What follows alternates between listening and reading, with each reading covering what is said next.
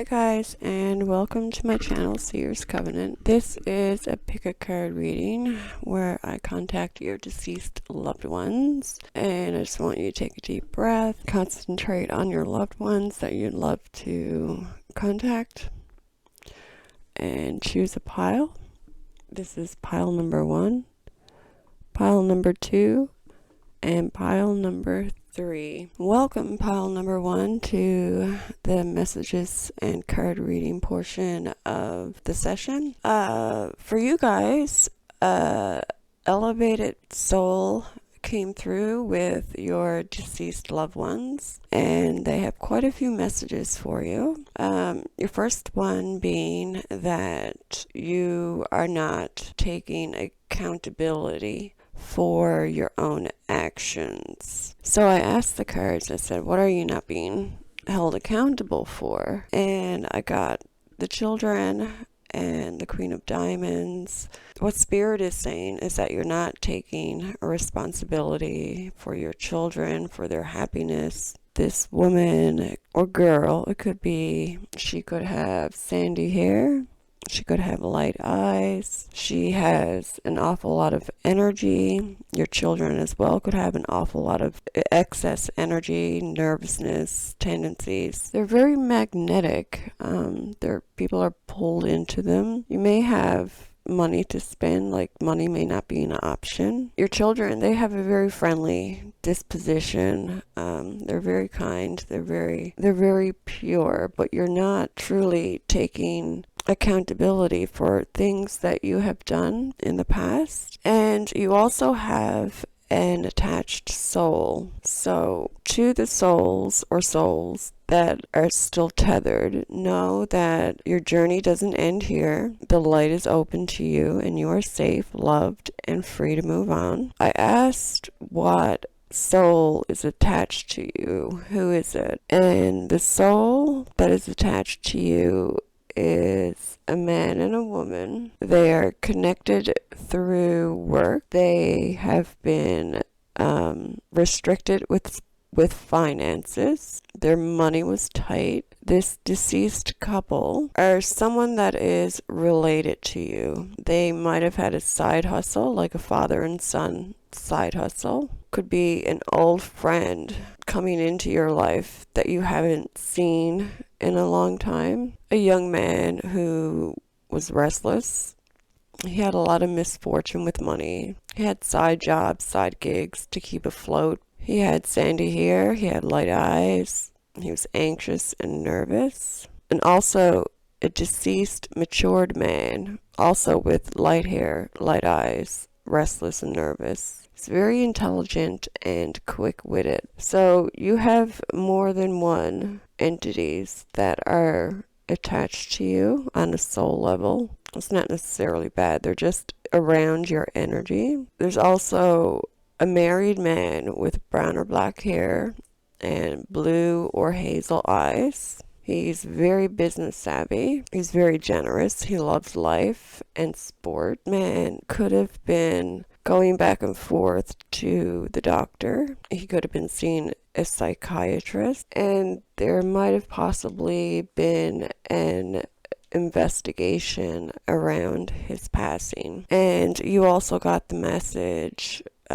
this will pass. What will pass is, well, what I picked up from it, I got the 9 of Spades over here. What I'm picking up is causing harm to yourself, being disappointed with yourself, being forced against your will to do things that you don't want to do. And Spirit wants you to know that this will pass. These feelings are temporary. Beauty and health are on the horizon. The feelings of self-harm, you have a guardian angel stepping in to help you on your journey. There's a friend coming in. He's full of optimism for your well-being and making your dreams come true. He wants to help you on your abundance. He wants to help you reach your abundant timeline. He wants you to know that you're watched over and you're protected. And you also got victim energy.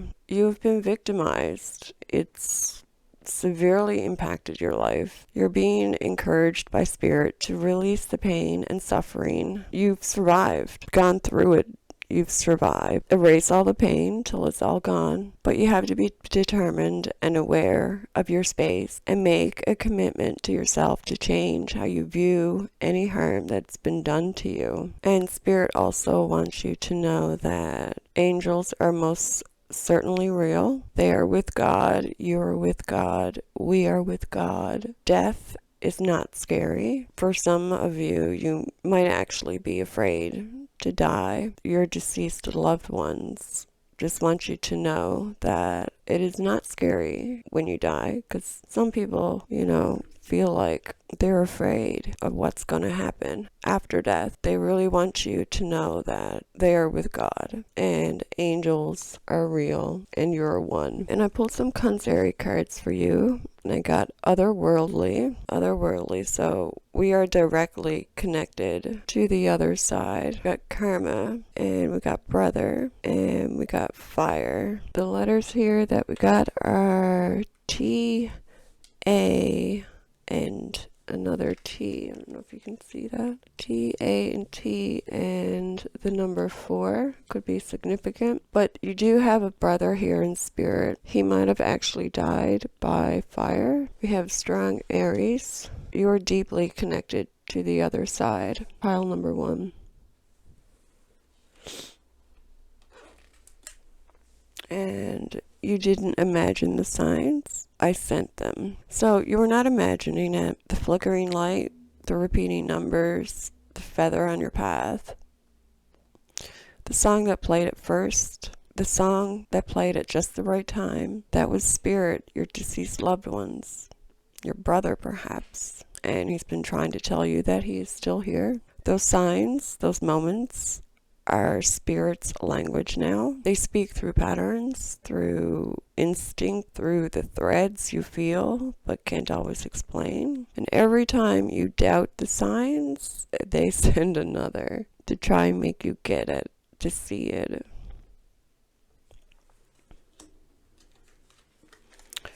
And why didn't you fight harder to stay? Abandonment rage. Oh, this is the 8 that every unanswered prayer, every bedside whisper, every time you beg them to hold on just a little longer, it's the voice that says, didn't you hear me? Didn't you feel how hard I was trying to keep you here? If you're holding on to this question, know this doesn't mean that they gave up. It means something beyond your understanding called them home, and their soul answered, not because they didn't love you, but because their path, for unseen reasons, was complete. And I also have the rune Daggaz, which shows the coming of a new age and an ending of a cycle. So new beginnings are approaching for you, and possible awakenings for transformative power of change for the better. This is a positive symbol of hope and security for your future. Things are going to start looking up for you once your feelings of depression, let's call it that, have passed. It's not going to last forever. You are allowed to keep living, I insist. Spirit is giving you permission. They want you to live. You are alive. Dialogue between worlds is complete. The pain has been witnessed, the signs received, and now light breaks through. Your deceased loved ones do not need you to remain in mourning to prove your love. They ask you to live. They want you to live, to breathe, to rise to the greatest person that you can become. The greatest honor you can offer your deceased loved ones is joy. When you smile, they expand. When you heal, they ascend. You are allowed to keep living. They literally insist. They want you to. You can say, I honor the dead through the life that still moves through me. And I think I'm going to leave it there for right now. If this resonated, please leave a comment in the comment section, and I'll talk to you next time. Take care. Hi and welcome, pile number 2, to your messages portion of the session. Your deceased cousin stepped through with a whole bunch of messages. The first one being honesty. Your deceased cousin wants you to be honest to yourself, to everyone, about what happened. There's a sudden realization that you're going to have, a truth that strikes you. You may be in some sort of denial over his passing. He wants you to turn on an EMF recorder so that he can communicate with you. His death was sudden and surprising. He wants you to take matters into your own hands, to communicate, to be honest with your ideas and your thoughts to others, and to seek advice. It's also talking about boat, a ship, beach, the water, coastal waters in the east, a journey through the waters on a boat. Talking also about a business deal or some sort of small business concerning the boat on the water. He's also talking about it was misfortune. He was stressed, probably gained enemies. There might have been birds around his passing, like coastal birds. There could be a message or a document that you haven't seen yet, or you're making some sort of document concerning his passing. And he's bringing up a needle with something sharp and a stabbing pain. He's also talking about an invitation to a boat journey, which might have caused his sickness. He's also talking about a lightning strike that hit the mountain or a tower. This might have been before or after his death. And he's talking about how he was ill. He was confined to being in bed at his last moments, and that his friends had a lot of interest in him. Like, all eyes were always on him. He was being watched very carefully. At the end of it, death did come to him, and matters ended once and for all. His health issues, his last moments, his spirit was low. He may have been having problems with the legs and the thighs, bodily fluid, adrenal glands. They control his energy and his coordination. Book here represents knowledge and wisdom and mysteries, family history.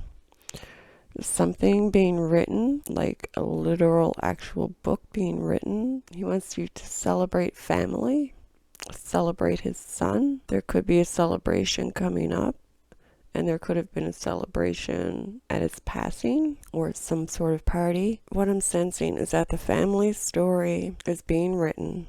There's a legacy of knowledge, truth, and love that's being carried forward, and what was once mystery now becomes memory preserved within this book. And he also wants you to know that conflict is temporary. There's good news on its way. You might expect a visitor coming to see you to drop off a package, a physical package. Could be the book. The lineage, there's like a brother and a cousin here. The brother is a younger person with light eyes, but there's a message of reconciliation that's coming in fast. News comes, the storm has passed, and healing can now begin. And the book reveals that deeper truths, once hidden by pain or confusion, are now being illuminated and written in remembrance. And down here we got this hatred, and that's connected to a man.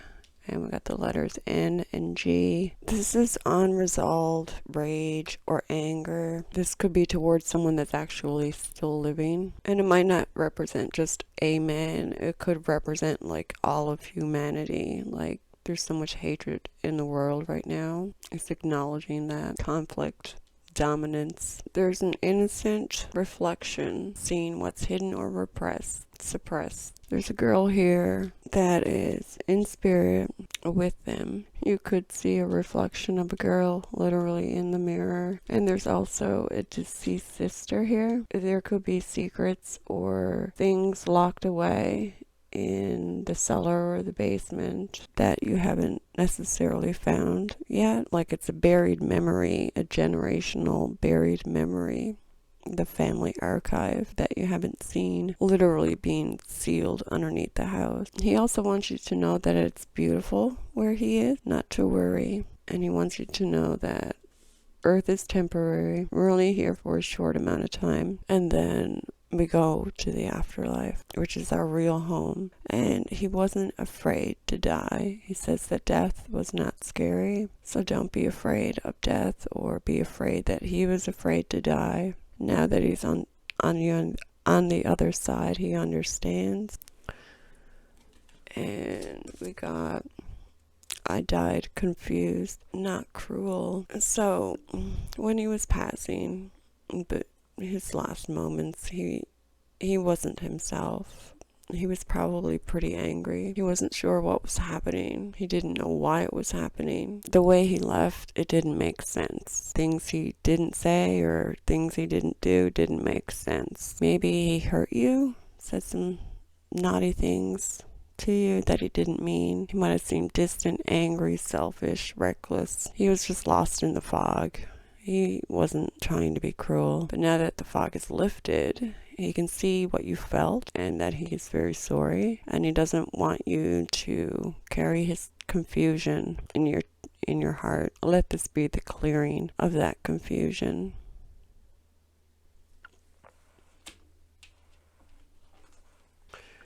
And he says, you are my safe place. I'm still yours. So you and your cousin, you guys were very, very close. Felt safe with him as he felt safe with you. But just know that he is still your safe place, no matter what, no matter where. He's always around you, so you can trust on him to be there whenever you need. You can feel his presence.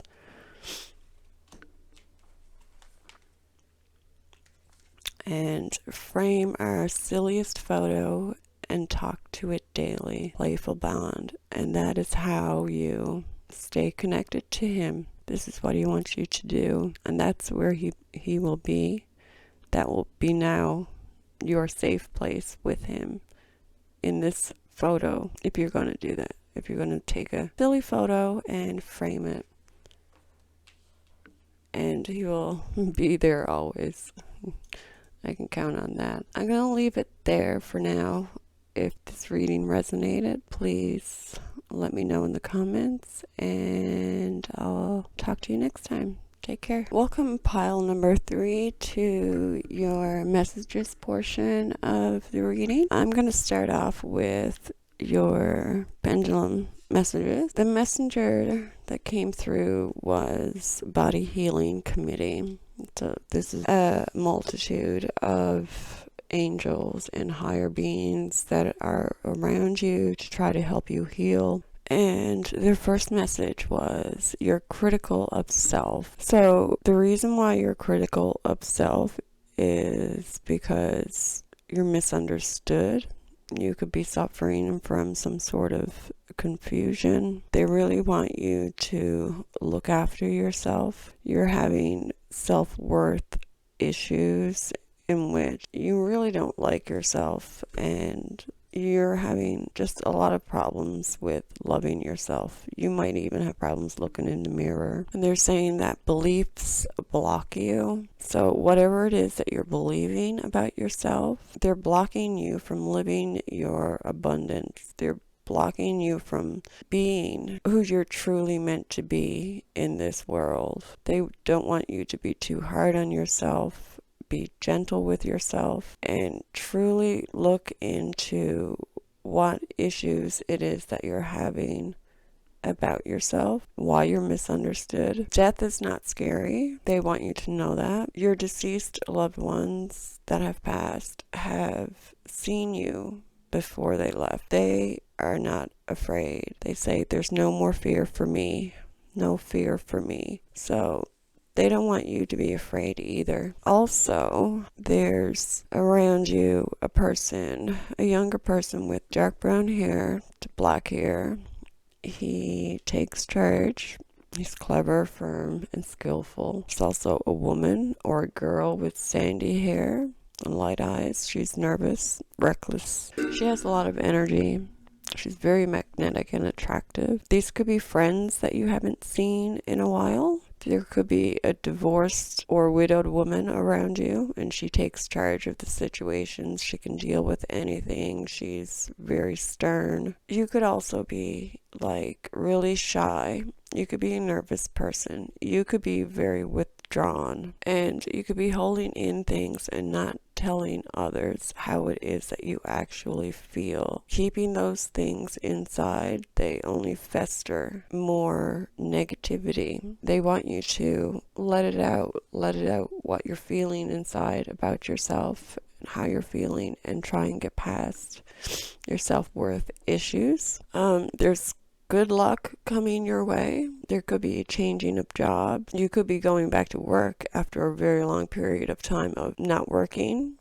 You could be reevaluating your whole life. And this could be what helps heal you. This is why the Body Healing Committee is coming in, is to bring you forward, move past all of your blockages that's stopping you from living a truly happy life. And down here we have death, desire, graveyard, movement, electromagnetic. This is the initial disconnection, the static when grief or disbelief blocks hearing of the spirits. You're wanting to speak to spirit, your deceased loved ones that have passed. You're wanting to connect with them, but you can't hear them. You're deaf to them. You're wanting that emotional charge that reopens the signal. Graveyard, there could be something significant about the graveyard. Where you go, the graveyard carries memories. It echoes presence. Peaceful there. There's movement coming. Stirring of energy. You're going to be feeling that like you're getting more momentum in life.